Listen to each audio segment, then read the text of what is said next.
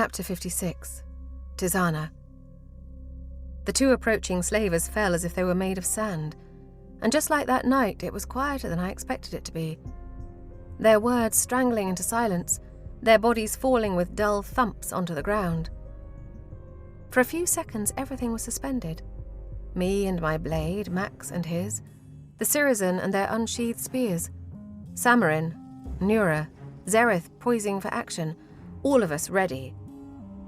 And then, all at once, something snapped and we plunged into dirt and blood. I buried myself into it with unexpected glee. I had not killed since Esmaris. Even at 10, I had managed to avoid it. But as my eyes snapped to that one man and stayed tethered to him, I wanted nothing more than blood. I screamed out a rough, frantic command to protect the slaves, praying that it didn't get lost in the snap of chaos. Out of the corner of my eye, I saw Eslin grab Samarin and disappear with him, reappearing fractions of a moment later near the glut of terrified slaves.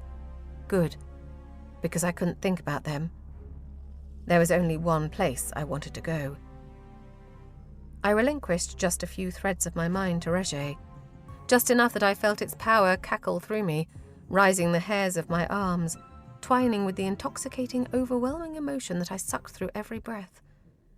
I grabbed mines like handfuls of skinned grapes, and I relished the way that the slavers' terror ran down my arms just like their blood did when I rammed Il Sahaj through their chests. Every strike of the blade left rotten smears of decay, even shallow near misses blooming with putrid black flesh. Reshe threw itself into every shred of control I gave it, first with glee, then with impatience. "More!" it demanded. Not yet. This was mine alone, and I needed the power over my muscles that I maintained with such desperate mental energy. With so many innocents here, I could not risk that. Still, maintaining that control grew more and more difficult as I drowned in the agonizing, bloodthirsty euphoria that was solely mine, and the confused terror that wasn't.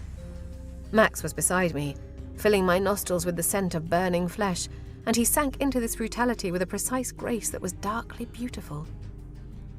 There was nothing graceful about what I was doing. If he was a dancer driven by years of training and lethal precision, I was an animal drunk on hunger and instinct. But he protected me, covering up the sloppy mistakes of my rage, responding to every silent request of my movements. I looked at no one but that one tall, thin slaver. He grabbed for his scimitar, but scampered along the walls of the building, ducking through the door like a terrified rabbit seeking its den. I fought my way to him. I hardly felt the blood spatter across my face as I struck down the guard in the doorway, or the wound that he slashed across my arm when I failed to hit my target. For one split second, the slaver's fat fingers curled at my arms. I ceded more control to Reshe and let it wither his hands until he screamed, until Max tore him off of me and threw him against the wall, opening him from his navel to his throat in one slash and letting his mushy, smouldering gore spill over the floor. My body shivered with Reshe's laughter, with its pleasure, with its unsatiated desire. More! More! More! With every beat of my rapid heart and every inhale of rage, hands yanking at my mind with increasing desperation. I hardly paused at the dead guard, flying into the house with a lurch only to stop short. It was so dark inside that my eyes struggled to adjust, and the fear hit me all at once, as thick in the air as the sweaty scent of bodies and urine. Through every open door I saw the glimmering whites of eyes and fingers that trembled around ropes and rusty shackles. A ragged breath tore through me. Gods, it was too much. My memories of my time in places just like this burned my throat like acidic bile. I stumbled. Nura and Zereth flew past, sealing those rooms, clearing the hall. They killed so easily. Max's hand brushed the small of my back, a wordless note of concern when he couldn't stop moving or fighting long enough to speak. "Do not stop!" I wasn't. Couldn't, even if I wanted to. I stood in a large lobby, a sweeping staircase opening before me. The steps were already filling with frantic bodies of the remaining slavers pouring downstairs, blades drawn. One lunged for me, one touch, one brush of my sword, and his flesh turned to ribbons of pus and rot. His body had not hit the ground when my eyes once again found who I was looking for. The tall, thin man had retreated to a corner beneath the stairs, his black hat discarded to reveal pitifully thin hair on the head that he bowed, as if keeping his eyes to the floor would keep him from being seen. Him. All of my exhaustion faded away into the background of a single memory. That night, again and again. Too young to haul, by some standards. One surged through the mass of bodies, and I was upon him. I grabbed him, threw him to the stone ground, felt my throat release a wordless, groaning cry.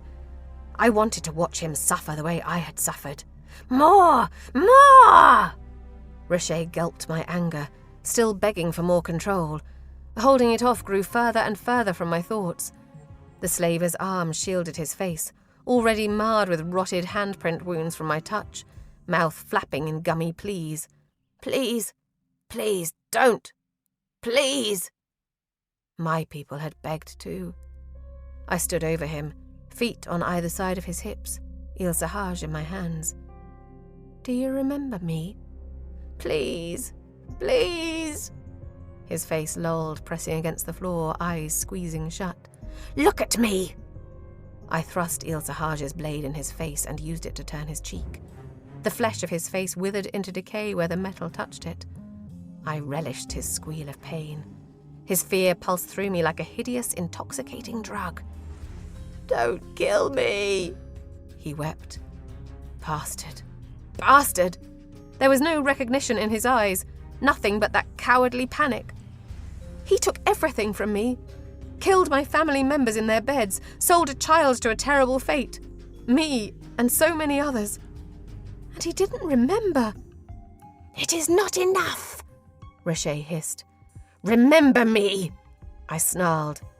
A command, not a question, as I opened my palms to release streams and streams of butterflies, crimson putrid wings spewing into the air as violently as the spurt of blood and the smoke of funeral pyres.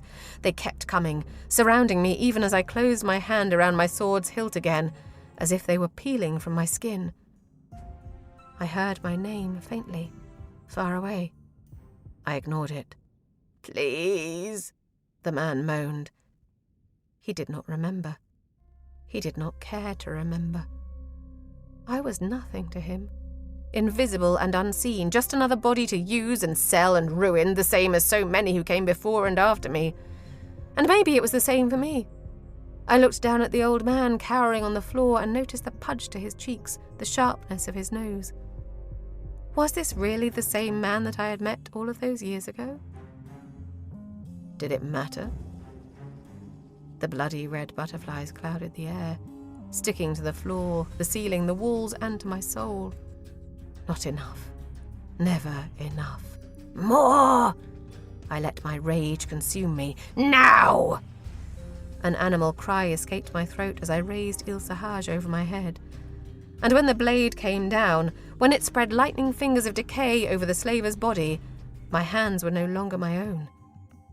Tears streaked my cheeks as Reshapes lifted my chin and let out a manic, howling laugh. Chapter 57. Max. I was no longer looking at a woman. I was looking at a fucking goddess.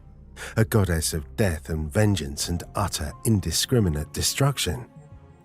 She could be nothing else, standing there in her white jacket so spattered with blood that it soaked crimson, sword raised, those scarlet butterflies forming a cape around her shoulders. Ascended above, I rasped to Samarin. Did I look like that? Yes, he said. You did. The butterflies clogged the air, spreading down the halls, and when Tisaanah straightened, the wooden floorboards blackened beneath her every step. The slaver that I was fighting blanched and stumbled, eyes wide. I took the opportunity to run one searing slash across his throat, never looking away from her. Incredible, I heard Zerith gasp. The remaining slavers, at least the ones close enough to get the full effect of what they were up against, began retreating, or at least trying to. They didn't get far. She dragged them back with yanks of invisible hands, withering their flesh with mere brushes of her sword. And her expression, It wasn't Tisaanah's rage or her pain or even her angry satisfaction that greeted me when those mismatched eyes flicked to me. No, it was empty, glazed-over glee. That was Reshe. That was all Reshe. Those putrid butterflies grew so dense that I could only see her in flickers through their wings. One hit Samarin's arm, and he hissed as he wiped it away to reveal a smear of rot. I grabbed Noura's arm. "Get those people out of here." I jerked my chin down the hall to the rows of rooms that I knew held the slaves. "Through a window if you have to." The tail end of my words were drowned out by a howling screech as Tisaanah, Reshe, rotted out another slaver alive. There were only a few remaining now. I issued the same command to the two Sirizan, who went flickering off into the opposite direction. Tisaanah turned around. I saw those empty, unfamiliar eyes settle on one of the ajar doors. I heard the whimpers of fear coming from inside. And I couldn't give myself one sorry second to think before I leapt in front of her, my staff crossing her path. Her beautiful mouth spread into a bloody, furious grin as her accentless voice hissed, "Move, Maxentarius." Chapter 58. Tisaanah. I was being ripped apart, and I loved every eviscerating second of it. I smelled nothing but blood, could feel nothing but the withering of my enemy's skin beneath my own. I sank into it and let myself drown, turned myself over to my pain and my vengeance. And it took me too long to realize exactly what I had relinquished. That I not only didn't want to stop, but that I couldn't stop. My attempts to control my own body were met with that same thick glass wall, just like they had that day in the sparring ring with Max, but more painful, more vivid because I was drunk on Reshe's euphoria, like every one of my nerves were firing at 100 times their typical strength. I fought the fog and pounded on the glass. "Let me back in!" "No!" I threw myself at it, dragging my fingernails down it like claws. "Let me back in!" A wave of suffocating pleasure clouded my senses as another body hit the ground, withering beneath my hands. "You asked for my help. This is what I give you." But even its voice sounded slurred and drugged. It gulped every scrap of emotion, of terror, like shots of liquor. Body after body hit the floor. No, I couldn't let this happen. I forced myself to calm, to breathe. Not a wall, I reminded myself. A web. A breath, and the layout of my own mind once again spread out before me in threads of glittering silk. But this time something was wrong. The threads weren't arranged in complicated but neat clusters. Instead, they tangled. And they weren't alight with delicate white light. They were on fire. Blue, black fire that crawled down the threads as if drawing them into a closing fist. I tried to sever them, tried to push Reshe back into its secluded corner, but I was greeted with a vicious strike, as if I were being slammed into a wall, then bound, ropes tightening around my throat. Except the ropes were my own memories. The blurry, half-remembered image of the capital of Nizarene burning. The burn of my mother's goodbye kiss on my forehead and of Cyril's on my cheek. "I don't need your money." Hands.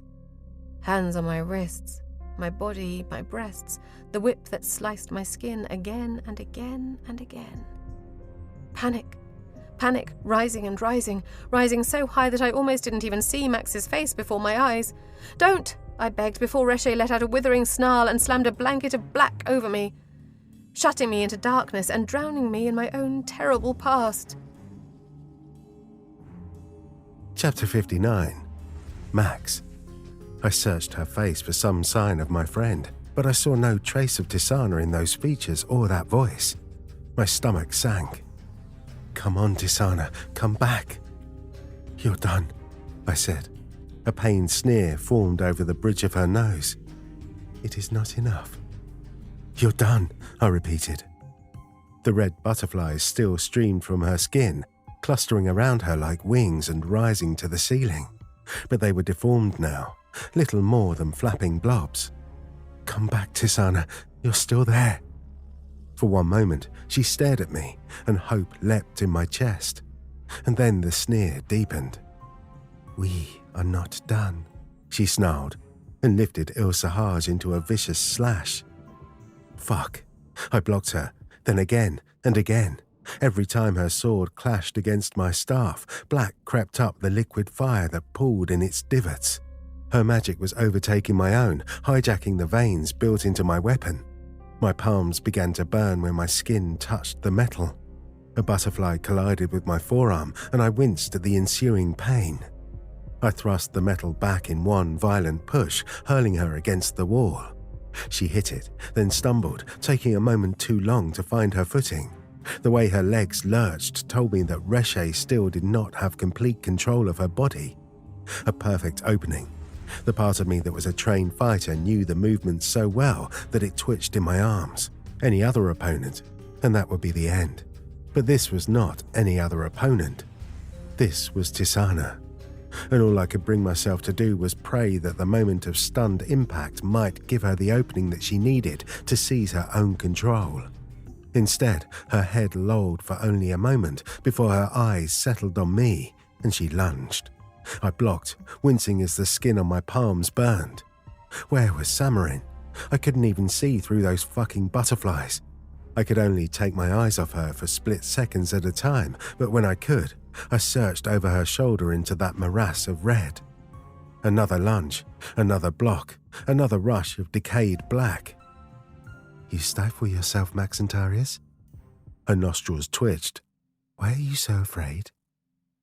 I pulled away. My feet danced over dead bodies, each step deliberate to avoid slipping on a floor covered in gore and oily rot, only for us to clash together again, her mouth offering a small, thoughtful smile. I already know what you really are. I know everything about you. The smile soured. I gave you those gifts, and yet you never... The black crawled further up the veins of my staff. Ascended my fucking hands. She went for another slash, and again I evaded her. Would be an excellent time to come back now, Tisaanah, I barked. Please, Tisaanah, I know you can do this. The world went red, then white. Suddenly my back was against the wall and my side was on fire. When I opened my eyes, I saw fresh blood dripping from Il-Sahaj's glittering blade. A blade that she raised, and then... I ignored the scream of my body as I rolled out of the way. She lurched again, her movements sloppy and too slow. And there it was again, an opening. I could slash the backs of her calves. It would force her down. Easily repaired if I was clean about it. If I was clean enough. If I wasn't, she might never walk properly again. I raised my blade, setting up the movement, but then my eyes met hers for one moment, and my heart lurched, and my hand paused for a moment too long. And then another figure appeared out of nothing, flickering to life like a shadow emerging from those red butterflies and striking Tisaanah's back with lethal precision. I heard only my friend's voice as she let out a cry of pain, and I knew I should take the opportunity as I saw her fling Ariadnea off of her, as I saw her stumble as blood ran down her back. But my hands were still, even as she straightened and turned to me with a frenzied glare, even as she raised her blade again with a shriek. But then she froze. Her body twitched and then lurched. I'd only ever lived this, never seen it from the outside, but I knew exactly what was happening. I didn't need to look to know that Samarin was beside me, one arm raised, his brow knotted in concentration. He drew his fingers into his palm. Tisaanah's body let out a sickening series of cracks as it lurched to the floor, her limbs askew. The butterflies were dripping down the walls like thickened blood. Her eyes clung to mine. Fury melted into terror. She let out a strangled sound that didn't sound human. Probably because Samarin was tying her muscles into knots, forcing her lungs to shrivel until her brain relinquished consciousness.